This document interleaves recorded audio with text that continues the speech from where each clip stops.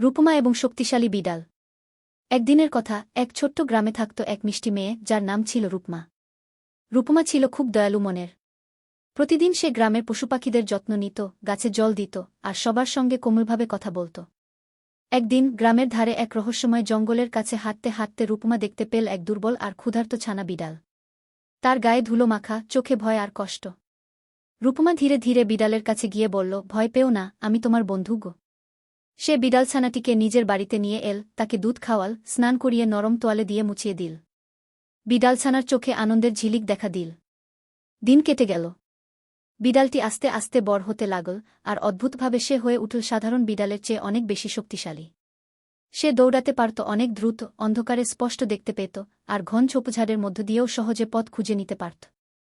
যখনই গ্রামে বিপদ আসত, যেমন বাড়িতে সাপ ঢুকে পড়া বা রাতে বাঘের গর্জন, এই শক্তিশালী বিড়ালটি তৎক্ষণাৎ হাজির হয়ে সবার রক্ষা করত।